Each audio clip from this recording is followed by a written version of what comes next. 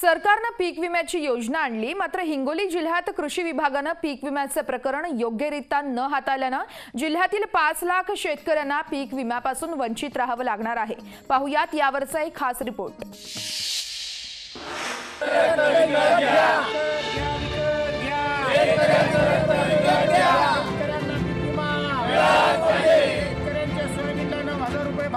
हिंगोली जिल्ह्यात मागील 3 वर्षापासून दुष्काळी परिस्थिती आहे।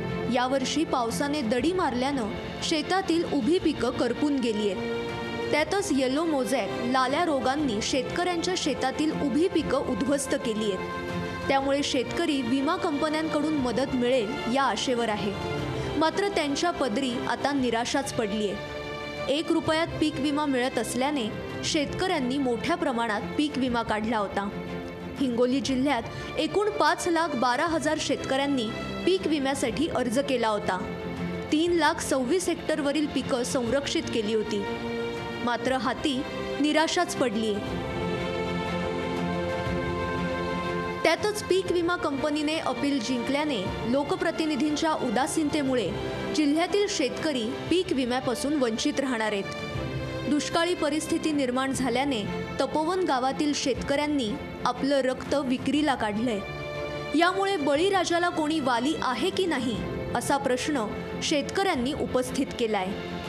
लोकप्रतिनिधीने कुठल्याही सभागृहामध्ये किंवा विमा कंपनीकडे पाठपुरावा केला नाही आणि कृषी विभागावर या लोकप्रतिनिधीला कुठल्या प्रकारचा दबाव नसल्यामुळे कृषी विभागाने या प्रश्नाला जागच्या जागेवरच ठेवल्यामुळे आणि कोर्टामध्ये कृषी विभाग त्या ठिकाणी टिकलं नसल्यामुळे शेतकऱ्यांच्या पीक विम्याची रक्कम ही शेतकऱ्यांच्या हातातून निसटून गेली। त्यांच्या दुर्लक्षामुळे आणि कृषी विभागाच्या वादविवादामुळे या जिल्ह्यातील शेतकऱ्यांचा पीक विमा गेला।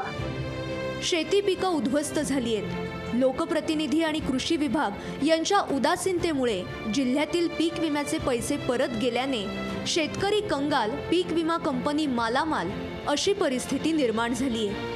शेतकऱ्यांना पीक विमा कधी मिळणार याकडे शेतकरी आस लावून बसलाय।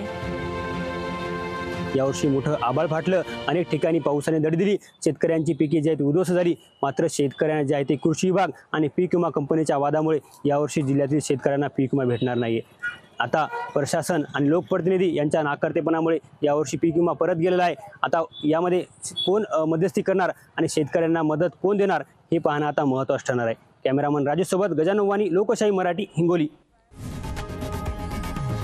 लोकशाही मराठी, ऐका, पहा, जागरूक रहा।